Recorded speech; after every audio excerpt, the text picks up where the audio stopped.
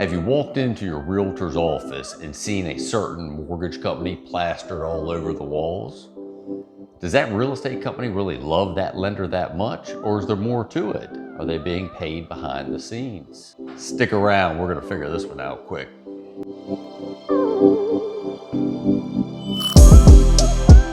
Hello there, Brandon Lewis with Integrity Home Mortgage. Run the Mortgage Help Is Here channel here on YouTube to help out as many clients as we can going through the home buying process. It's a frustrating process even under the best of circumstances.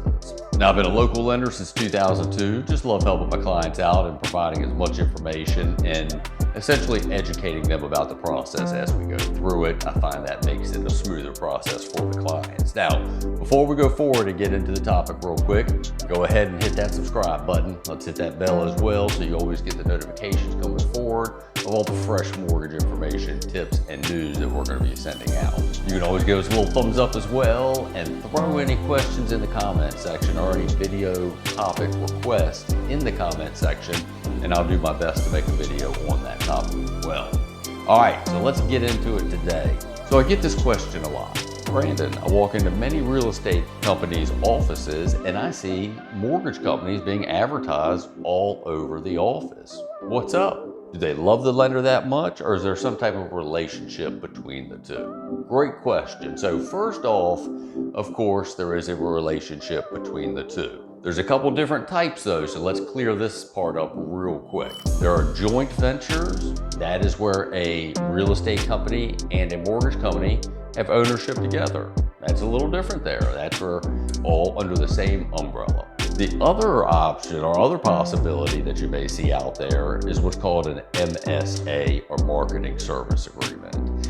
This is where there is no affiliation between the mortgage company and the real estate company, but under the RESPA rules, they are legally allowed to pay that real estate broker X amount of dollars so that that lender is being marketed to their buyer. Sounds pretty cool, right? Now, the key question is, do you want your lender to be referred to you based on them stroking a check each month or based on their service record and how they treat their client? So that's really what we want to get into. Now, is there a difference when working with these lenders versus working with a local lender like myself? You know, absolutely. These loan officers, and no disrespect to them, I've done it myself, sat in an MSA for several years, but in the way that it works is, you're there to serve those clients, those agents. Your boss is stroking a big check for you to sit in that office, and you want to serve them to the best of your ability. Now, since this is pretty much the golden handcuff situation, right? Because you're a loan officer sitting in one real estate office,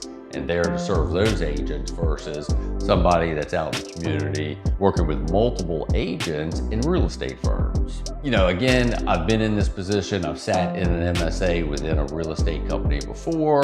It was good while it lasted, but at this point in my career, definitely not where I want to be. And I say this because, again, you're kind of limited to that office. So a lot of times you're going to find that your loan officer that is sitting in those offices may be a little bit newer or a little bit green in terms of their experience. So keep that in mind as well. They're referring because they're being paid, and they may not be referring somebody that's top notch. The difference with a local lender like myself and that lender sitting in the real estate office is they're paying to play. I am only as good as my last deal. So my real estate agent partners only refer me as long as I continue to deliver a solid, great experience for my clients.